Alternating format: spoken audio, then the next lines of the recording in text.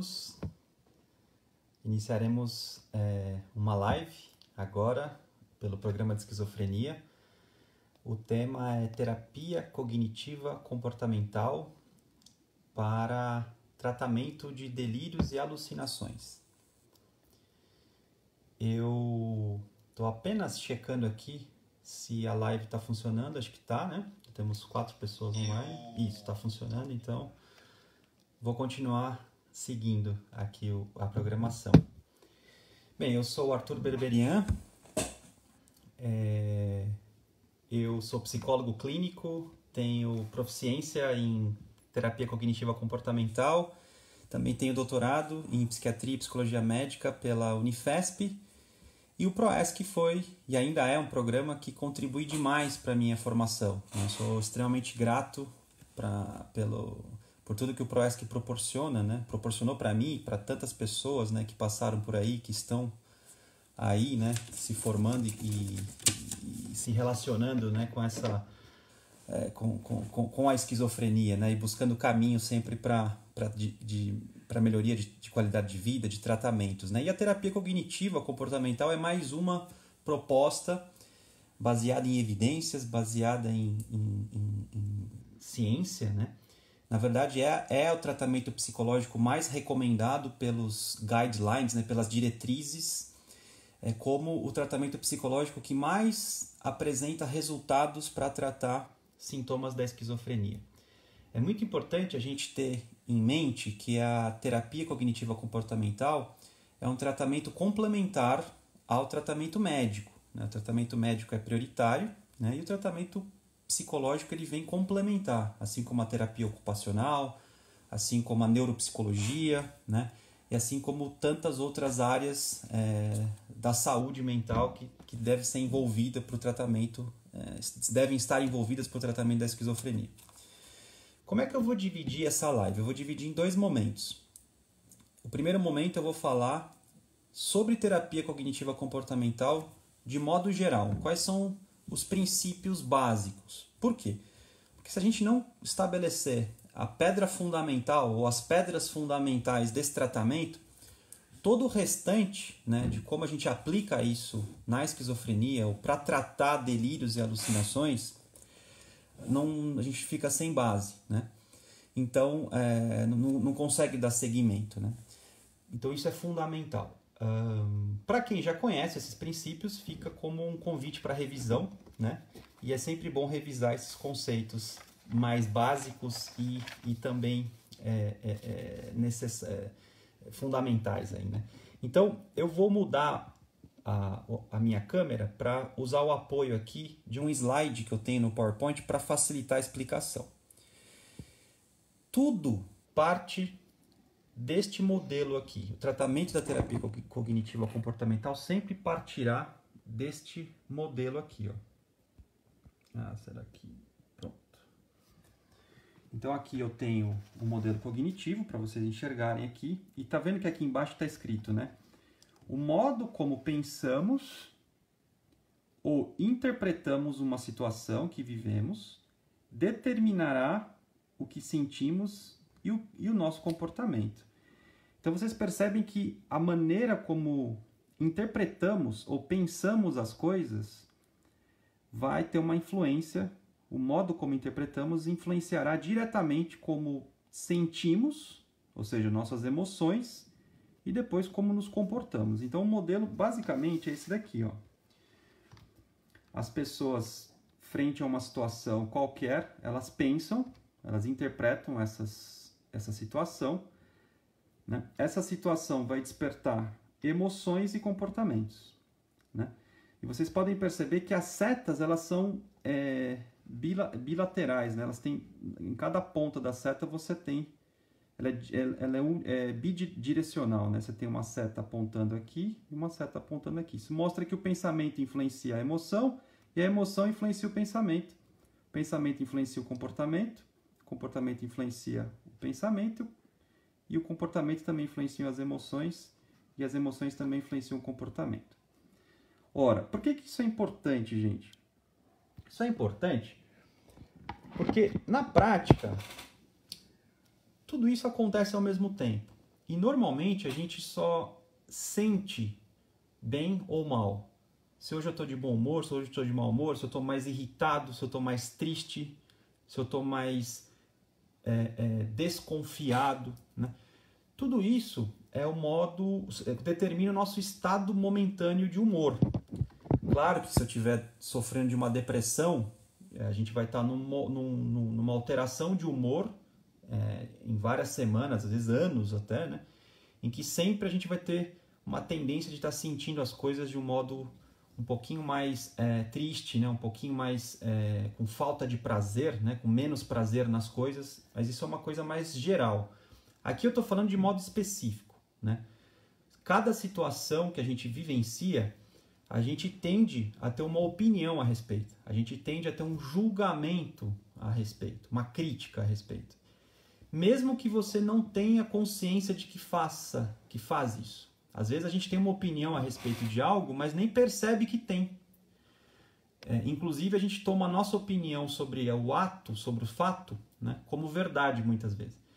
E essa forma de interpretar ou de pensar as coisas despertará emoções e depois influenciará o modo como a gente se comporta.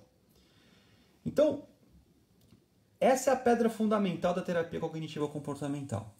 Todo paciente, todo cliente, né, toda pessoa que vai fazer terapia cognitiva comportamental, ela tem que ser treinada pelo psicólogo neste modelo.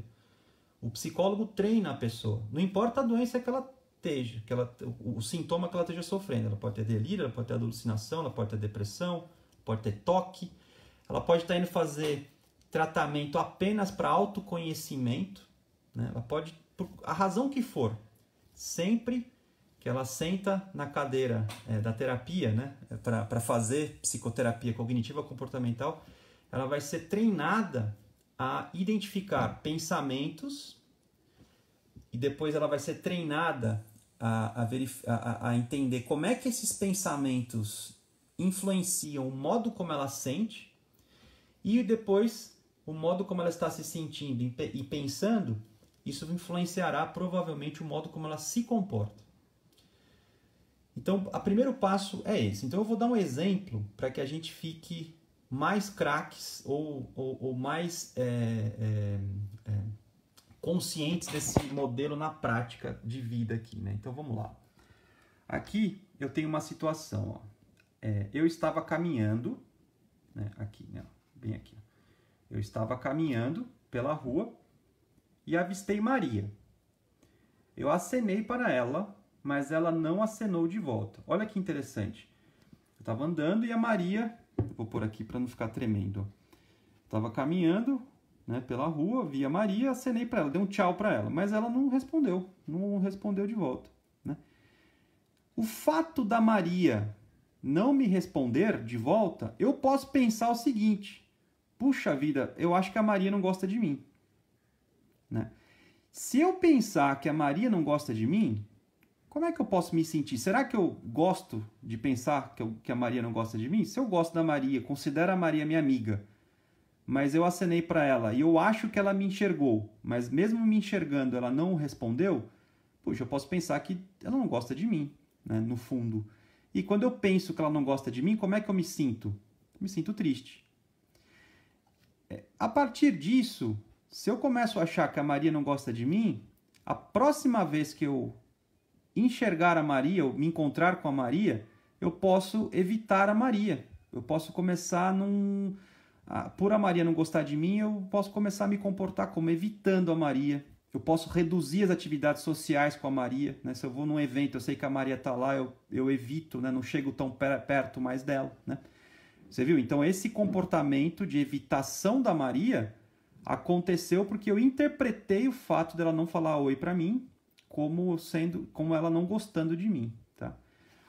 Mas vamos supor, né, que uma outra pessoa, né, ou eu mesmo, né, tivesse na mesma situação, andando pela rua, vi a Maria, acenei para ela, mas ela não me respondeu. Só que ao invés de eu pensar que ela não gosta de mim, eu penso que ela tá brava comigo.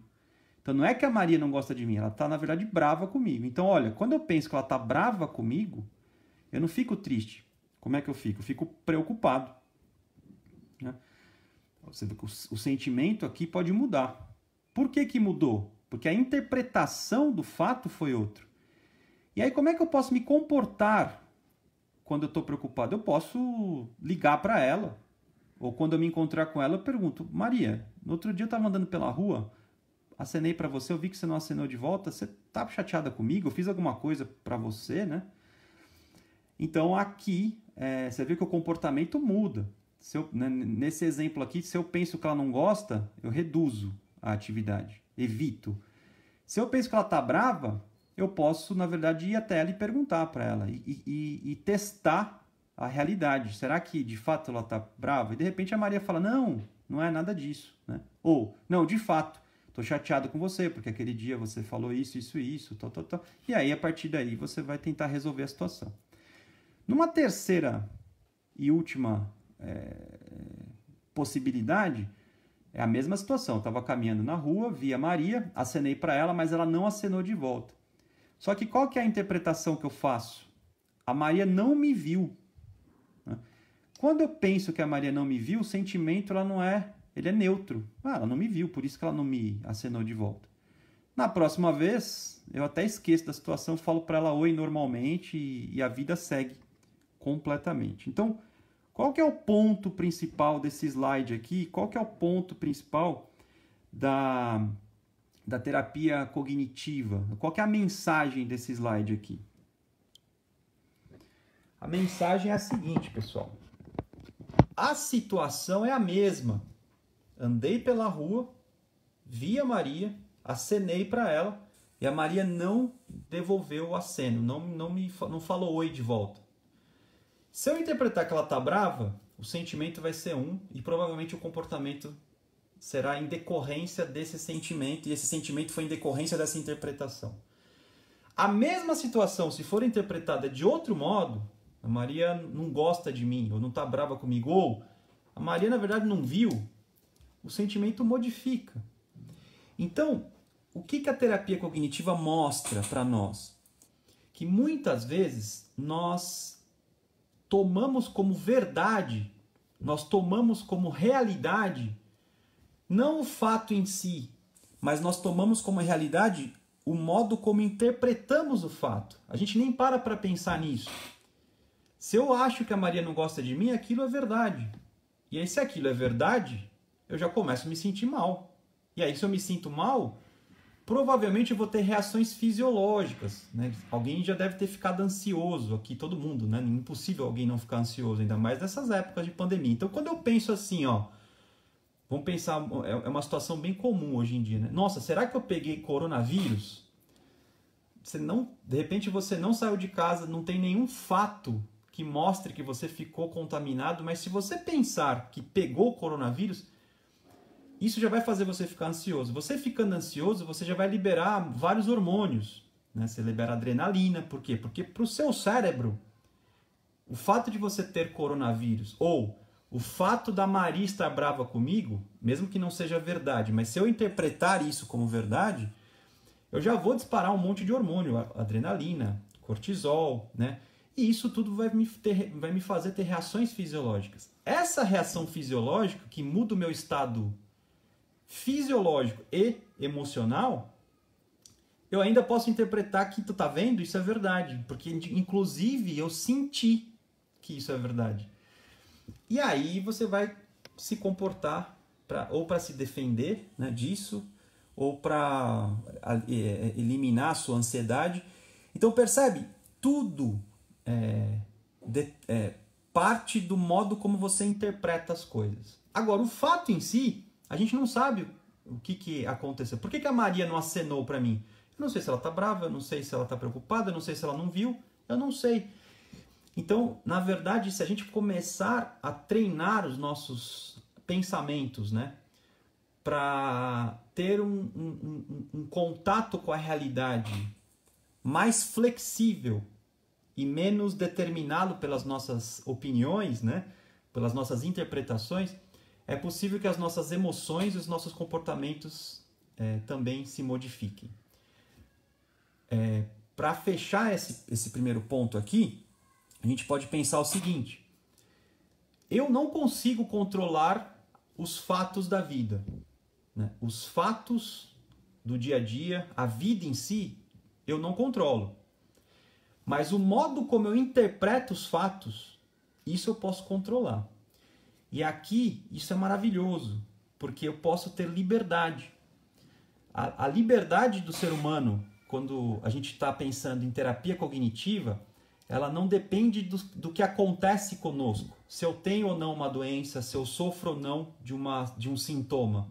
A liberdade está no modo como eu interpreto esse fato. O fato de eu ter depressão, o que isso significa para mim?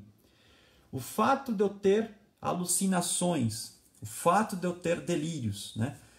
Claro que na questão do delírio, para a gente chegar nesse grau de consciência, muitos passos anteriores têm que ser caminhados, dados, né? Mas pensando em qualidade de vida, pensando em superação, pensando em recovery, né? Recuperação, que a gente chama no Brasil de superação, nós teremos muito mais chances de qualidade de vida quando entendemos que depende muito mais de nós interpretarmos os fatos do que os fatos em si nos influenciam, né? A nossa felicidade, a nossa liberdade depende do modo como eu interpreto. Então, isso tudo, gente, está na base de um filósofo antigo chamado Epiteto, tá? Só para ter um pouquinho também de cultura e de base, né? Erudição, né? Vamos falar assim, que o Epiteto ele vinha de uma escola grega estoica e ele falava que não são os fatos do mundo que tornam o ser humano infelizes ou que afetam o ser humano, que deixam o ser humano disfuncional. Não são os fatos que tornam o ser humano disfuncional, mas sim o sentido que nós damos aos fatos, né? O valor que atribuímos aos fatos. Então a chave da terapia cognitiva está nessa atribuição de significado. Por isso ela chama cognitiva, porque atribuir significado vem da nossa cognição, vem do modo como interpretamos os fatos. A chave, então, da terapia cognitiva é te ensinar primeiro a entender como é que você interpreta os fatos. Depois, você analisar esse modo como você interpreta os fatos. Aí você vai ter uma opinião sobre si mesmo, né? Tem um nome chique, bonito para isso, chama metacognição. Então, a interpretação do fato é cognição. Aí quando eu penso sobre o modo como eu interpreto o fato, ou seja, é como se eu saísse de mim e olhasse para mim mesmo, ou seja, eu ganho autoconhecimento, eu ganho conhecimento de mim mesmo, e isso é maravilhoso. Aí eu falo, nossa, é assim que eu interpreto esses fatos. Olha só, quando a Maria não deu tchau para mim, eu achei que ela não gostasse de mim. Embora eu não tivesse nenhuma evidência que ela não gostasse de mim. Muito pelo contrário, a Maria sempre foi amigável, gentil, gente boa, mas eu tomei o fato, né, dela não ter dado tchau para mim como se ela não gostasse de mim. Então foi uma interpretação, um viés, uma distorção.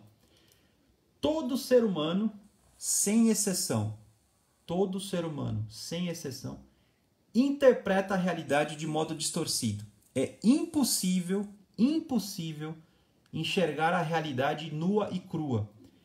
Nem com o método científico, né, que tem todo um procedimento super rigoroso, a gente consegue eliminar vieses. Nem com o método científico. Você imagina no dia a dia. Agora, a gente tem que ter consciência de que quanto mais disfuncional for e mais intensa for a distorção, mais os sentimentos negativos ou catastróficos ou persecutórios, né, serão também intensos na mesma proporção do quanto distorcemos. E aí o comportamento, coitado do comportamento. O comportamento aqui é quase que um resultado de tudo isso, né? Se eu estou me sentindo perseguido, como é que eu vou me comportar? Me defendendo, fugindo, né? Se eu estou me sentindo deprimido, como é que eu posso me comportar? Eu posso perder a esperança e ficar no quarto deitado na cama, né? Porque eu estou sentindo assim. Então, tudo começa a partir desse jeito de olhar a realidade, tá? Então, a terapia cognitiva parte desse pressuposto. A gente vai educar, né, as pessoas a sempre ganhar consciência do modo como interpretamos a realidade. Bom, dito isso, eu vou começar a mostrar para vocês um segundo ponto aqui. Deixa eu só achar para eu não me perder.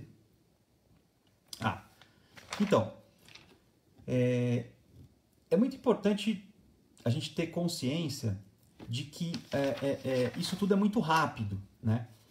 E o último ponto aqui, né? Essa interpretação da realidade, ela não é deliberada. O que isso quer dizer? Eu não estou refletindo sobre a realidade.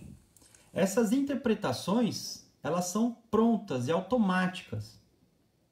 Ou seja, como é que eu, na verdade, construí ou formei o modo que eu enxergo o mundo? Isso vem da sua infância, isso vem da educação que você teve dos seus pais, isso vem de traumas que você sofreu. Então, por exemplo, se eu sofri bullying a vida inteira na escola, se eu sofri traumas a vida inteira, a infância inteira, quando eu crescer, eu já vou ter uma série de alterações endocrinológicas, né? Vou ter uma série de sensibilidades, né? Emocionais, né? E ao mesmo tempo quero me defender disso. Então minha atenção ela fica totalmente voltada para situações ameaçadoras. Por quê? Porque eu já sofri pra caramba na minha vida, eu já levei muita porrada na minha vida. Só que isso não é consciente, isso é quase que reativo, é pronto. Então, se eu sofri pra caramba na minha vida, se eu tô andando na rua, meio que automaticamente eu já tô prestando atenção às situações que podem ser ameaçadoras para mim. Por quê? Porque eu não quero sofrer, eu já sofri muito. E aí o que acontece? Quando alguém fala alguma coisa para mim, eu já posso ter a tendência de interpretar essa coisa que me falaram como também ameaçadora, né? E aí eu já vou estar sempre mais propenso a ficar ansioso, a desconfiado, e aí eu posso ter um comportamento de sempre não me envolver, nunca ir a fundo nas relações, né? E por quê? Por causa de um histórico de vida desse tipo, né? Então eu estou tentando dar exemplos bastante práticos, né? E do dia a dia para que todo mundo tenha clareza, né? Nesse processo. Então, vamos pensar assim, né?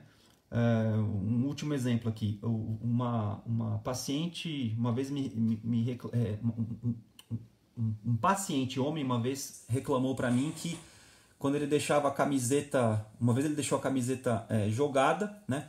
E a mãe dele falou, por que essa camiseta tá aqui na sala, né? E aí ele já começou a ficar ansioso e nervoso e foi ríspido com a mãe dele, né? Falou, mãe, a senhora não deixa eu fazer nada, a senhora é muito chata, mandona, né? E isso deixou a mãe dele chateada, ele também ficou chateado porque no fundo gosta muito da mãe, né? E não queria ficar com esse tipo de relação de conflito em casa, né? E aí eu perguntei para ele, mas o que aconteceu quando sua mãe falou? O que essa camiseta está fazendo aqui na sala, né? Ele falou, olha, na verdade, isso me deixou chateado, né? Eu falei para ele, mas o que significa ficar chateado para você, né? Porque você também deve ficar chateado por outras situações. Aí ele parou para pensar e falou, na verdade eu fiquei chateado porque eu me senti cobrado. Olha só que interessante. Então, vamos pegar um pedacinho aqui, ó. Ele chega no consultório com a queixa de que está com briga com a mãe, brigando com a mãe, né? Aí quando eu pergunto do fato, ele diz que está chateado. Mas aí quando eu vou fazendo alguns questionamentos, eu descubro que na verdade ele está chateado porque ele se sente cobrado. Olha que interessante. Lembra que o pensamento, a interpretação do fato determina como sentimos? Então ele ficou chateado e irritado porque quando a mãe falou assim, o que essa camiseta está fazendo aqui? Ele se sentiu cobrado. Ao se sentir cobrado, ele interpretou o fato como assim, nossa, minha mãe está me cobrando. E aí ele se sentiu irritado por ser cobrado. E por quê? Porque no fundo quem é cobrado na cabeça dele não faz nada direito. Então se eu não faço nada direito, eu tenho que ser cobrado. E eu odeio não fazer nada direito. Na verdade eu quero fazer tudo direito. Então a simples pergunta, o que essa camiseta está fazendo aqui? Disparou um pensamento automático do tipo, estou sendo cobrado. E quem é cobrado não faz nada direito. E se eu não faço nada direito, logo eu faço tudo errado. E quem faz tudo errado não deve ter valor mesmo. Isso tudo vem pronto, você não controla. Por isso, então, ele ficou irritado. Qual que foi o comportamento? Ele foi ríspido com a mãe. A senhora é mandona demais, a senhora é chata, tal. E aí o fato deles brigar com a mãe gerou um outro problema, que é a questão da harmonia em casa. Aí eu falei, puxa, vamos fazer um teste? Isso é uma outra coisa que a terapia cognitiva tem. A gente sempre testa. A gente não tem interpretação dos fatos apenas, que também é importante. Mas a gente sempre tem que testar. Como tinha acontecido muito perto o evento da sessão, esse paciente, eu combinei com o paciente assim, ó, chega em casa hoje e pergunta para sua mãe o que ela quis dizer com o fato dela ter visto uma camiseta na sala. Aí ele foi lá para casa e falou assim, mãe, quando a senhora perguntou o que essa camiseta está fazendo na sala, o que a senhora queria saber? A mãe falou assim, não, eu queria saber se eu tinha que pôr no cesto, né, para lavar, ou se eu podia guardar no guarda-roupa. Né? A mãe tinha essa intenção, só que o paciente interpretou que ele estava sendo cobrado. Você percebeu o problema? Vocês perceberam o problema aqui? Então, isso é fundamental. A comunicação, né, a testagem, testar se aquilo que eu interpreto de fato é a verdade, é fundamental para o modo como a gente sente e é fundamental para o modo como a gente vai se comportar. Por ele não ter conseguido parar, mas mãe, tá aqui na sala porque eu deixei, a senhora tá precisando de alguma coisa? Você me falou, não, é que eu queria guardar. Ah, ela queria guardar. Olha só, já não é tipo, estou sendo cobrado, se eu estou sendo cobrado, eu não faço nada direito, se eu não faço nada direito, eu não tenho valor, né? Logo, eu fico chateado. Então é isso que a terapia cognitiva vai ensinar você. A terapia cognitiva vai mostrar o modo como a sua cabeça direciona a realidade. Né? Então, basicamente, a gente ensina os pacientes e a nós mesmos. Eu mesmo faço isso comigo o tempo inteiro. A terapia cognitiva é um modelo educativo de aprendizado que todo mundo pode usar. Né? Então, a gente primeiro identifica o pensamento, as emoções, os comportamentos, faz uma análise, tipo, será que é isso mesmo que tá? Será que minha mãe me cobrou mesmo? Ou será que isso está na minha cabeça? Né? E aí, muda. Promove a mudança. Então, identifica o problema, faz uma análise do próprio problema e aí muda o comportamento. Mãe, a senhora me cobrou? O que a senhora queria? Né? Não, eu só queria saber se era para guardar ou não. Né? E aí, a coisa vai sendo desenvolvida. Última coisa ainda sobre terapia cognitiva, mudando de assunto, mas falando de terapia cognitiva, para daí eu entrar nos delírios e alucinações propriamente. A terapia cognitiva, ela necessariamente é colaborativa. O paciente ou o cliente, né, a pessoa que busca tratamento, ela é especialista na vida dela. Né? Então, para eu entender a mente da pessoa, é ela que tem que dizer para mim. Né? Então, a gente nunca estabelece nenhuma verdade, nada. O que tem é uma prontidão do terapeuta e uma curiosidade genuína para que aquela pessoa conte a verdade dela, né? A realidade dela, o modo como ela interpreta o mundo dela, sem nenhum julgamento. Né? Então, por exemplo, se uma pessoa sofre de alucinações auditivas, né? Do ponto de vista classificatório, né? Diagnóstico, alucinações, né?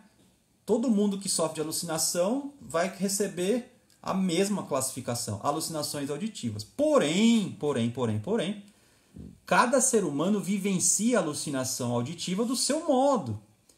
Cada ser humano interpreta a alucinação auditiva do seu modo. Então, a terapia cognitiva vai entender exatamente a fenomenologia, aquilo que é próprio do indivíduo. E se ele sofre de alucinação auditiva, é como que é sofrer alucinação auditiva para ele, né? Então não é todo mundo, muitas pessoas sofrem de alucinação auditiva, muitas, Mas a gente tem que entender como é que é para aquela pessoa. Mesma coisa depressão. Muita gente tem depressão, mas como que é ter depressão para aquela pessoa? Então a gente sai do raciocínio quantitativo, um termo chique, né, científico para isso, a gente sai da noção nosológica, né, classificatória, que é genérica, né? Quem tem depressão tem esse sintoma, esse sintoma, esse sintoma. Isso é importante para o médico dar remédio, isso é importante para a gente ter um norte, né? Mas na hora de tratar, psicoterapicamente falando, a gente tem que sair da nosologia, né? Não pode esquecê-la, ela está lá. A depressão é importante, a alucinação é importante, mas tem que entrar no qualitativo, naquilo que é próprio do indivíduo, naquilo que é da pessoa, né? E a partir disso, a gente começa a desenvolver o trabalho. Então, o indivíduo é o especialista da vida dele. E eu, ou os terapeutas, os profissionais, são os especialistas em psicologia. Então, a colaboração entre o especialista da própria vida e o especialista da psicologia forma um casamento perfeito. O cliente é o especialista da própria vida e você é o especialista da psicologia. Então, quando você forma esse casamento, dá liga, né? Rola ali. A relação acontece e a partir dessa relação a coisa se desenvolve. Agora, olha que importante. Dizer que o paciente é colaborativo significa dizer que ele é ativo. Então, por isso que a palavra paciente não é muito interessante, né? Porque paciente tem um tom de passivo, né? É claro que em muitas situações nós somos passivos mesmo, né? Se eu tenho um câncer, por exemplo, eu tenho que ser ativo para buscar qualidade de vida, enfrentar o tratamento, ter esperança, né? Mas o remédio, ele entra, ele que faz o trabalho dele. Eu tenho que ter fé, né? Tenho que ter confiança, convicção de que eu vou melhorar, né? Mas o remédio vai lá e faz o papel dele. Agora, aqui em psicologia não tem passividade. A psicologia, a gente tem que ser ativo, né? Tem que buscar tanto o terapeuta quanto o paciente ou o cliente. Eu também não gosto muito da palavra cliente, né? Porque a palavra cliente tem muita ideia de um tom mais capitalista, tá? Não que eu seja contra o capitalismo, mas eu acho que são seres humanos que estão se relacionando ali, ativos. São seres humanos ativos buscando o melhor, né? Tá certo? A terapia cognitiva, ela também vai focar no aqui e agora. Mesmo que os problemas sejam antigos, mesmo que o que aconteceu seja muito antigo, a gente sempre olha para o aqui e agora. Como é que isso está te afetando hoje, né? Como é que isso está te atrapalhando hoje? E aí, a gente sempre parte dessa premissa aqui, ó. Se você quiser diminuir a chama do fogo, de uma fogueira, ou se você quiser apagar o fogo, você tem que eliminar aquilo que está alimentando o fogo, ou seja, tirar o combustível do fogo. Talvez tirar o oxigênio, porque se não tiver oxigênio o fogo não acende, tirar a madeira, tirar a gasolina, eliminar o combustível. Eliminando o combustível, o fogo diminui. Essa é a premissa da terapia cognitiva, é identificar o que está alimentando o problema agora, hoje. A terapia cognitiva não quer saber necessariamente o que causou a fogueira, o que causou a chama. Entender o que causou a chama é importante para dar um sentido de vida, para dar uma lógica, né, para a vida, né? Fazer uma construção da própria vida. Isso é importante. Mas, assim, vamos entender a causa para daí mudar. A terapia cognitiva, ela, não é que ela nega a necessidade de entender a causa. A causa é importante. Mas mais importante é eliminar a alimentação, a manutenção da fogueira ou do fogo, tá certo? O termo técnico para isso chama ciclo de manutenção, né? Se você fica alimentando o problema, né, você atrapalha completamente o dia a dia. A Estela Leopoldo, grande amiga, psicóloga, já deu a dica aqui também, né? O passado se atualiza no hoje, constantemente, é isso mesmo. A própria psicanálise, que é uma outra linha de terapia, mas que tem a mesma finalidade, ela fala nessa relação de transferência, né? A transferência é uma repetição do passado, mas atualizada. Então não é uma repetição, né? É uma atualização, na verdade. E essa atualização tem que ser adaptada para o atual, para o momento atual, né? E aí, se a gente não fizer isso, né, seria essa metanoia, né, a transformação, né, para o futuro. A gente fica na paranoia, né? A gente fica lá enrolado nesse passado aí, né? A última questão de verdade agora é o seguinte: a terapia cognitiva era necessariamente estruturada, tá? Ela tem uma agenda, né? Então toda sessão ela tem os primeiros 10 minutos a gente foca numa coisa, os outros 10 minutos a gente foca em outra, né? Então o terapeuta, o paciente, ele já aprende que ele tem na sessão de terapia um roteiro a ser seguido, né? E um foco a ser seguido, e ele tem que ser ativo nesse processo. Então, é muito importante, desde o início, o paciente que busca a terapia cognitiva comportamental saber que ele vai ter que trabalhar bastante. Não tem... Agora, não quer dizer que ele não vai ter um momento de desabafar, não quer dizer que ele não vai ser validado, não quer dizer que o que ele sente não é importante. Claro que é. É a partir disso que o caminho, que o percurso é trilhado, né? Porém, não se pode ter que às vezes aquele formato tradicional equivocado de psicologia, né? Que a pessoa fica lá passiva, falando da vida, elaborando, né? Elaboração é importante, sim, mas às vezes a solução do problema vem antes, né? Aí depois que você resolve o problema, se sente melhor, aí a gente pode talvez até caminhar no processo elaborativo, até porque elaboração não é uma coisa fácil de ser feita, é uma coisa difícil, né? Insight, né? E às vezes até resolvendo o problema, a gente já tem os próprios insights e as elaborações necessárias. Última não, né? Agora entrando já na terapia cognitiva para as psicoses, né? Para delírio e alucinação, a questão principal aqui é que o terapeuta sempre escolhe uma intervenção baseada no que a gente chama de formulação de casos. Então, quando o paciente está tendo um delírio, ou quando ele está interpretando a realidade a partir de um delírio, né? Ou quando ele está ouvindo vozes, né? Tendo alucinações, a gente sempre vai colocar o modo como ele interpreta essas situações a partir da formulação de caso. O que é a formulação de caso? A formulação de caso é uma tentativa de explicar como é que o cérebro da pessoa funciona. E isso é feito junto com o paciente. O psicólogo não faz isso sozinho, ele faz isso sozinho, obviamente, para planejar, mas na sessão ele, junto com o paciente, forma o diagnóstico, ou psicodiagnóstico, que seria a formulação aí do caso, para que o próprio paciente entenda como ele funciona. Por quê? Porque quem é especialista da vida é o próprio paciente, ele tem que participar, é como se fosse uma empresa e dois sócios trabalhando para a empresa. Né? Um sócio não pode trabalhar com hierarquia. Os dois são iguais, né? Então, na medida que o psicólogo e o paciente vão juntos ali construindo a própria forma que o paciente vive a própria vida, né? O modo como o paciente vive a própria vida, isso também já é extremamente importante para tornar o paciente apropriado do próprio tratamento, para que ele entenda o próprio tratamento, tenha adesão ao próprio tratamento e se engaje ali no processo. Tá? Isso é fundamental. Bom, a primeira coisa que você faz então na terapia cognitiva é educar o paciente sobre o modelo cognitivo. Então a gente explica esse triângulo aí, pensamento, emoção e comportamento. Então é uma fase mais educativa, né? Feito isso, a gente vai começar a propor para o paciente caminhos para ele se sentir um pouco melhor. Né?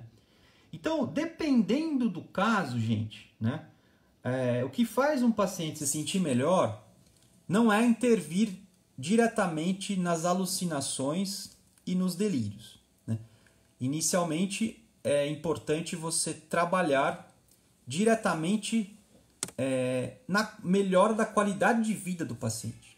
Então, é claro que ele está sofrendo pelos delírios, é claro que ele está sofrendo por conta das alucinações, é claro. Mas muitas vezes é mais urgente a gente trabalhar na questão da organização do dia a dia, na organização da rotina. em coisas que poderia tornar o paciente mais satisfeito com a própria vida, às vezes melhorar um relacionamento com o pai, com o irmão, descobrir coisas que o paciente muitas vezes não está fazendo e que dava prazer para ele no passado, e ele retomar a atividade, retomar essa rotina mais prazerosa. Então, muitas vezes, você começa o tratamento propondo uma ação interventiva ali, que vai de ativação de comportamento, né? Que é muito comum também em depressão. A gente sempre começa o tratamento de depressão com ativação de comportamento, né? Então você não vai elaborar nada, você não vai entender nada, você vai já pôr a mão na massa. Por quê? Fazendo algumas coisas, né, no dia a dia, isso já vai trazer alguma satisfação. Isso é muito evidente, né? As terapeutas ocupacionais sabem muito bem disso, né? A proposta da terapia ocupacional é justamente colocar o paciente para executar as coisas, né? E aí ele, ao mesmo tempo, ele já vai aprendendo a se organizar, a planejar, e na medida que ele executa um projeto terapêutico ocupacional ali, ele enxerga um resultado interessante, ele enxerga uma ação que ele executou ali, e isso já vai transformando a percepção dele, né, de vida, né, e os fatos para algo mais positivo, para algo mais otimista, né, mais realizadora, né? E às vezes, inicialmente, é isso que está precisando ser feito, né? O paciente perceber que pequenas ações que ele realiza já torna o dia a dia dele um pouquinho mais gratificante, né? Então, por isso, a terapia ocupacional é muito importante. Por isso que muitas vezes a gente começa a terapia cognitiva indo tomar um café na padaria, indo dar uma volta no quarteirão. Se está numa situação de ambulatório, você vai dar uma volta no ambulatório, nos corredores de enfermaria, no hospital, né? Sai com o paciente para o paciente fumar um cigarro, conversar. Então você começa muito mais nesse processo de conversa, de ativar o comportamento, fazer coisas, né? Para daí o paciente tendo um pouquinho mais dessa ação de conversa e de relação, ele começa a se sentir um pouquinho melhor. E aí, então, depois de alguns ganhos a partir dessa primeira fase, os sintomas propriamente, né, delírios e alucinações, a gente pode chegar e trabalhar diretamente ali. Claro que isso vai depender de paciente para paciente, né? Tem paciente que já dá na primeira sessão para entrar direto numa questão dos sintomas positivos, né, de delírios e alucinações. Agora, outros pacientes, mesmo sendo possível você acessar esses sintomas, às vezes é mais urgente você atacar, né, intervir ou propor para o paciente ações práticas que vão ter um resultado de qualidade de vida, de satisfação, né? Um pouquinho mais de prazer, vai tirar um pouquinho a anedonia, né? Vai tirar um pouquinho os sintomas de depressão, né, que estão sempre presentes, né? É muito comum ter depressão e ansiedade junto com os outros sintomas que existem na esquizofrenia, né? Bom, dito isso, a gente começa uma outra fase da terapia cognitiva que a gente chama de normalização, né? Qual que é o objetivo da terapia cognitiva no tratamento de transtornos mentais em geral, inclusive nas psicoses, né? É primeiramente normalizar. Normalizar, como o próprio nome diz, é tornar o fenômeno normal, né? Não é romantizar o fenômeno, é tornar normal, né? Por que isso é normal? Como eu disse para vocês inicialmente, o cérebro humano, a mente humana, sempre distorce os fatos. Sempre. O que vai diferenciar é o grau dessa distorção. Mas é impossível uma pessoa ter uma visão neutra de tudo. É impossível. Sempre haverá alguma distorção. Existem métodos para você, como eu disse, questionar o próprio viés, a própria distorção de pensamento, né? Mas até que você aplique esses métodos, a tendência natural é torcer o fato, né? Então a gente tem que distorcer, né, os fatos na medida do possível. E isso é comum. Todo mundo faz isso, né? O que significa o termo psicose, tradicionalmente falando, né? A psicose, tradicionalmente, é definida como uma dificuldade de distinguir a realidade do irreal, do ilusório.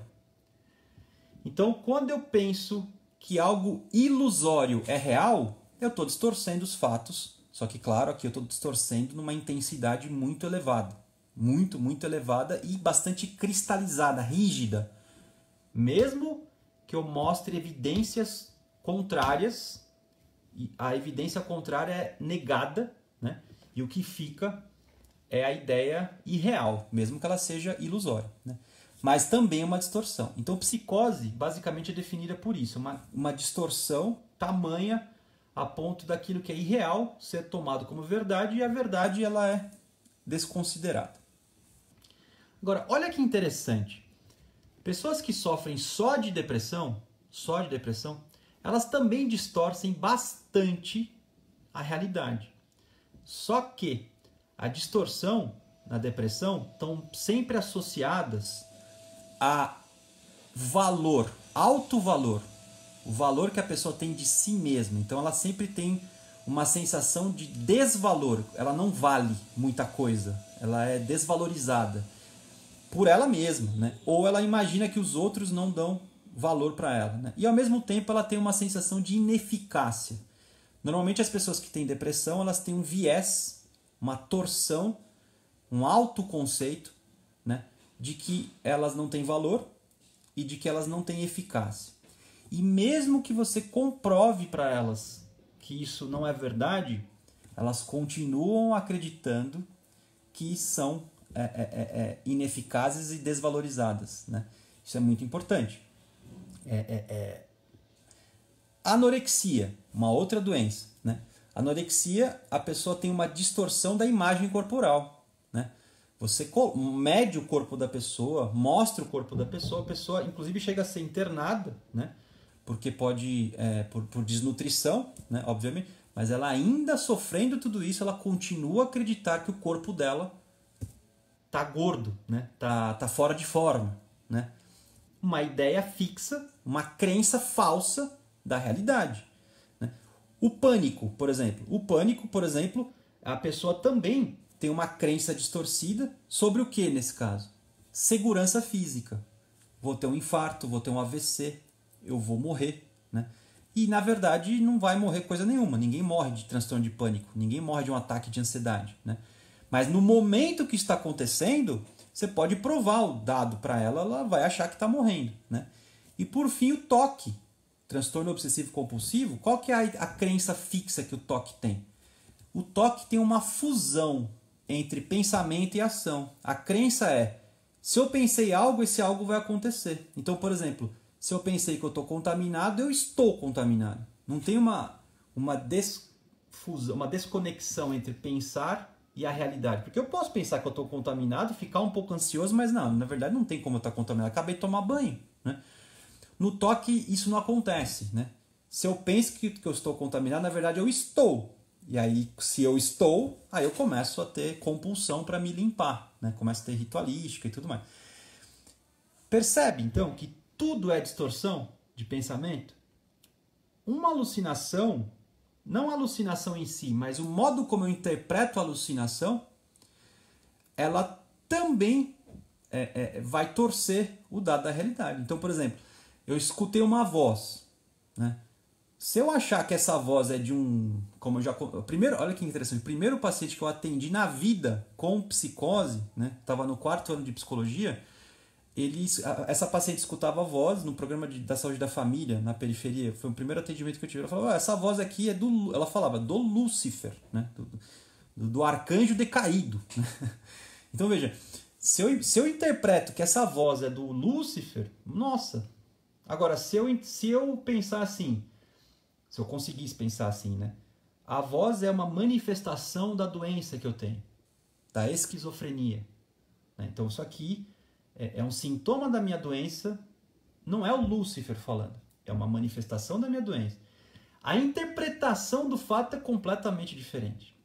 E a emoção também provavelmente será diferente e o comportamento provavelmente também será diferente, né? Então percebe? Não é o fato em si de ouvir a voz aqui. O problema é como eu interpreto essa voz, né? Então, normalmente, a alucinação, ela desperta interpretações delirantes, né? E a gente vai atuar nessas interpretações delirantes. Agora, diminuir a frequência de vozes, isso é medicação que faz, né? E isso, obviamente, é toda peraí que acho que eu estou estourando o tempo aqui. Já vou começar a responder as perguntas.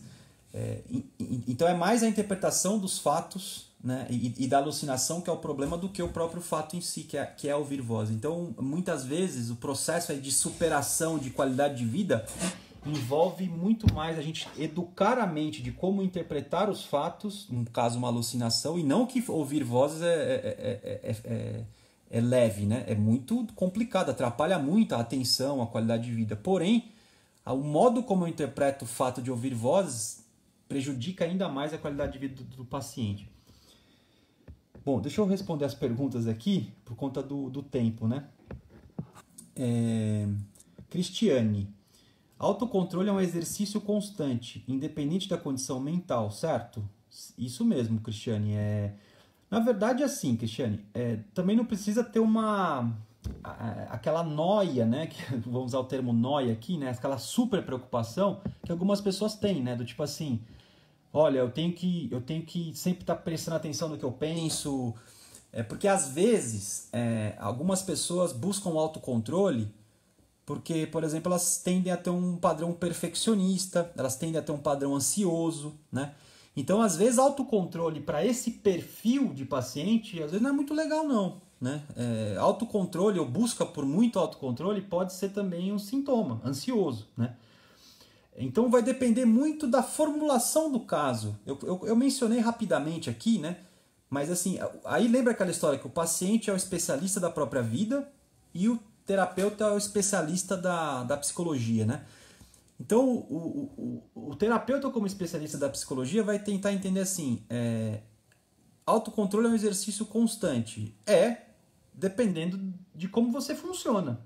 Se a pessoa for muito ansiosa, o treinamento é aprender a ter descontrole. Né? Olha que interessante.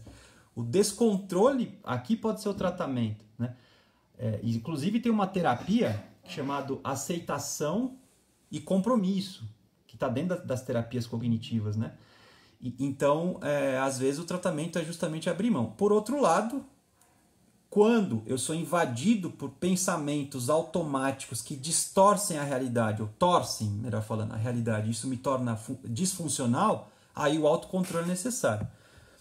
Cristiane Fernandes. Boa tarde, meu pai tem esquizofrenia e eu sempre tento ajudá-lo a enxergar as coisas de outra forma, mas ele não aceita, bem como não gosta de psicólogos.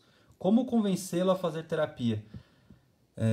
Pequenas atitudes que desencadeiam sentimentos e que pensamos serem inofensivas. Então, isso aqui é bastante complicado, né?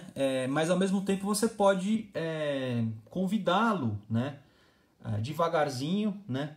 A buscar alguns relatos de algumas pessoas que também têm esquizofrenia, que têm também sintomas parecidos com os deles. Você pode ajudá-lo a não questionar as coisas que ele... a mudar a forma como ele enxerga as coisas que ele quer sustentar.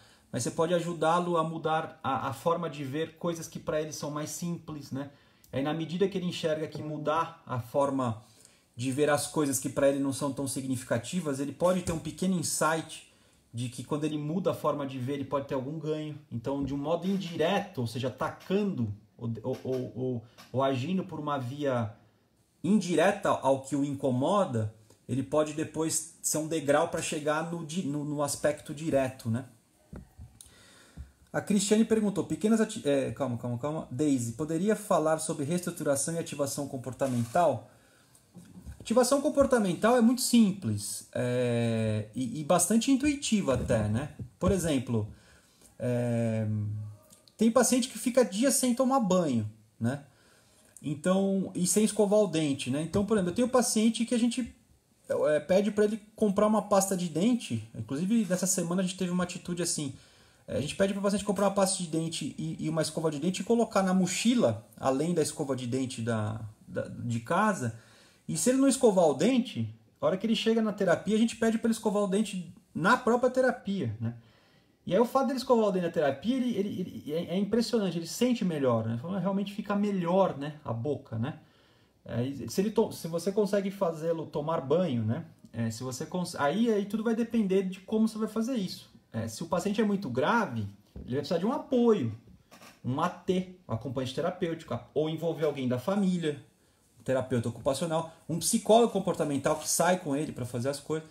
Então você vai variar, você vai analisar se ativação de comportamento é ativar comportamento mesmo, né? Tomar banho, escovar dente, cozinhar, arrumar o quarto, caminhar no quarteirão, subir uma escada, qualquer coisa que ative o comportamento. Por quê?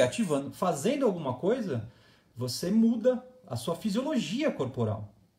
Se você muda a fisiologia corporal, você muda a forma de ver as coisas. Um pouquinho de prazer que você tem, já muda.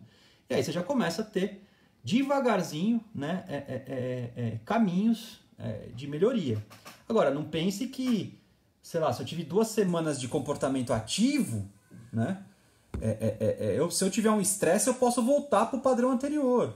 Se eu tiver uma cacetada, uma mudança aí muito brusca, eu volto para o comportamento anterior. Aí você tem que retomar desde o começo, né? E assim vai.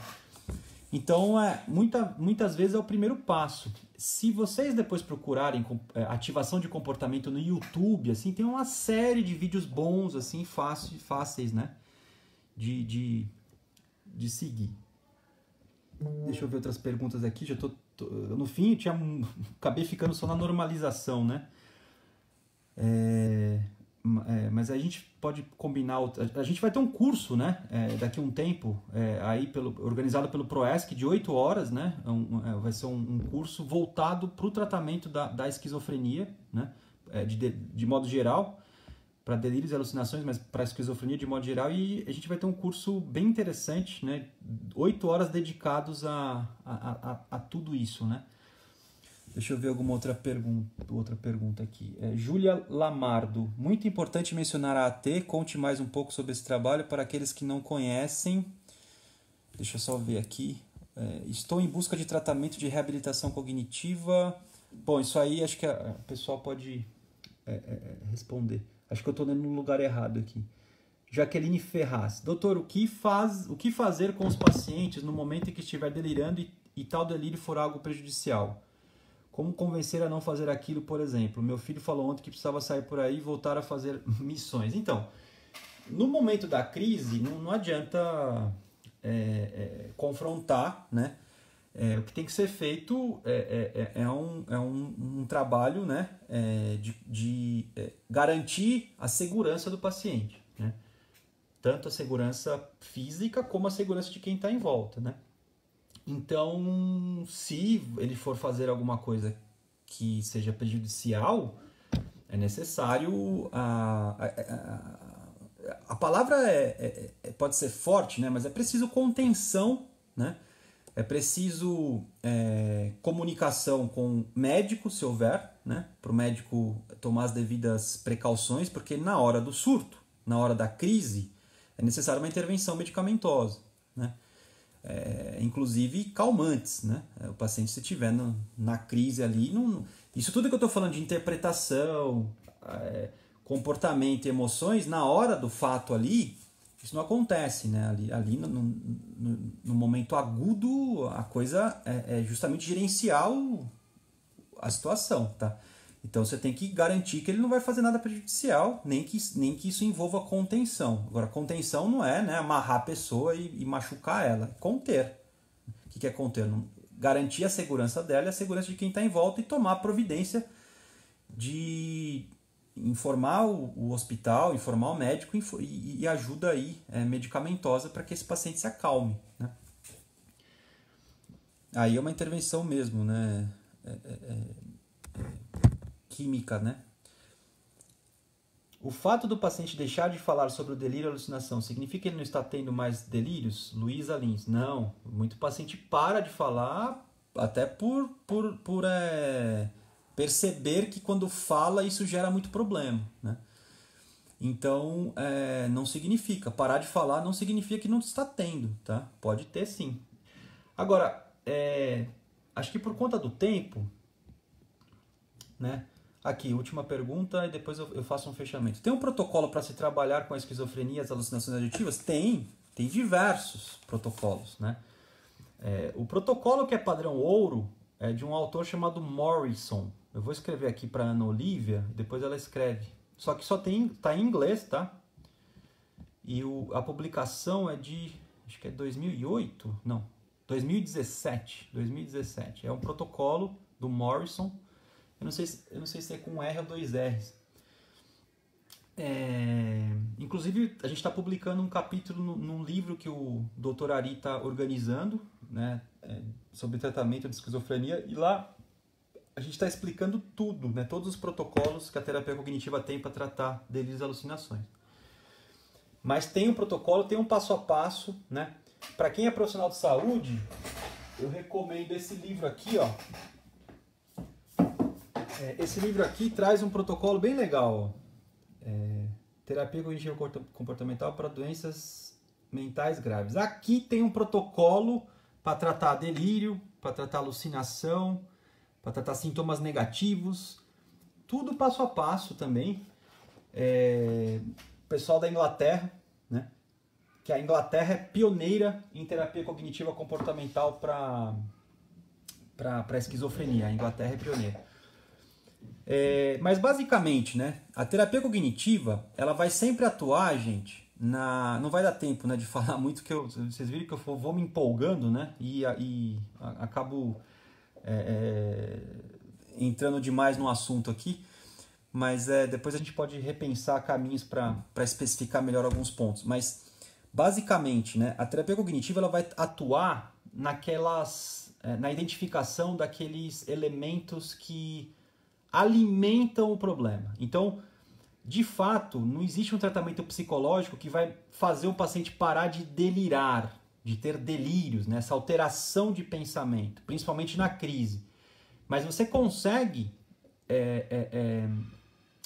controlar, né? Ensinar o paciente a modificar as interpretações delirantes, né? Isso é importante. Por quê? Modificando as interpretações delirantes, os delírios eles também enfraquecem. Mas não é que eles deixam de acontecer, eles enfraquecem. A alucinação, a mesma coisa. A alucinação, isso é muito importante. Não é a alucinação em si que é o problema. Assim, ela é um problema, obviamente, mas é muito mais a interpretação da alucinação. Quando você consegue, pelo processo de normalização, mostrar para o paciente que aquilo é um fenômeno mental do cérebro, inclusive tem estudo de neuroimagem, né, mostrando a ativação cortical do paciente, né, o córtex auditivo do paciente ali, mostrando que ele está escutando as vozes, né, que ele percebe que aquilo é um fenômeno cerebral, né. Nesse sentido é importante você ter uma abordagem reducionista e materialista, ou seja, você explicar os sintomas a partir de um fenômeno mental biológico propriamente. E se o paciente conseguir entender isso, que isso é um sintoma da doença esquizofrenia, né? E que ele não é a esquizofrenia, mas ele tem a esquizofrenia, ele tem uma doença, né? Ele pode interpretar o fenômeno como um sintoma e não como sendo um espírito ou um agente do inferno, ou que é um irmão que desencarnou, que morreu e está mandando mensagem para ele por essas mensagens, né? Então isso tudo são estratégias de enfrentamento e de interpretação. Aí, junto com isso, você vai ter estratégias comportamentais de enfrentamento, né? Tem paciente que escuta música para não ter tanta confusão, né? Das vozes, né? E você pode ensinar o paciente a cantarolar a música, você pode ensinar o paciente a assoviar, tem uma série de técnicas, né? O nome do livro, na verdade, que eu passei, eu estou passando aqui porque perguntaram, né? É Terapia Cognitiva Comportamental para Doenças Mentais Graves, tá? Esse é o livro. O Morrison, de 2017, não é um livro. É um manual de tratamento para esquizofrenia, de terapia cognitiva. Não é um livro, é um artigo, né? Um manual publicado, né? Tá em inglês. Mas ele é o que todos os guidelines, né, as diretrizes sugerem, né? Tá certo? Tem outros, tem um livro de capa verde, chama Terapia Cognitiva para Esquizofrenia, do próprio Aaron Beck, né, que foi o fundador da terapia cognitiva. Tem muita coisa assim, gente. Inclusive na internet, para quem sabe, para quem escuta inglês, né, quem tem boa capacidade, proficiência em inglês, né, proficiência não, né, mas entende a língua inglesa, tem sessões de terapia disponibilizadas no YouTube com o paciente com esquizofrenia, só que está em inglês, né? Então, se você conseguir escutar, se você entende inglês, ou se você não entender, pedir para alguém traduzir, dá para você, enfim, ter ali modelos, né? Mas acho que é isso, né? Eu acabei falando muitas coisas aqui, fiquei explicando a terapia cognitiva, mas é porque é isso, né? O objetivo principal era mostrar o que é a terapia cognitiva e começar a dar uma pequena pincelada, né, em como a terapia cognitiva atua aí para diminuir o impacto dos sintomas, diminuir o impacto dos delírios, diminuir o impacto das alucinações. Não se pode tratar a terapia cognitiva como se ela fosse um neuroléptico, né? Como se ela fosse um remédio, né? Então, na verdade, ela é um tratamento que reduz o impacto dos sintomas, né? Mas ela necessariamente ela não diminui os sintomas. Ela pode ajudar na diminuição.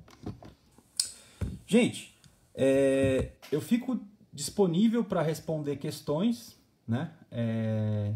Se tiver outras questões, vocês podem mandar aí no vídeo. O vídeo vai ficar disponibilizado, né, pelo programa da esquizofrenia. E então, na medida do possível, a gente vai respondendo, tá bom? Acho que é isso, né, pessoal? Ana, se puder me dar um feedback aí se ficou alguma questão, ou a gente já encerra. Mas eu acho que a gente conseguiu passar a mensagem principal aí da live, né? Gostaria de, em outras oportunidades, falar de outros detalhes.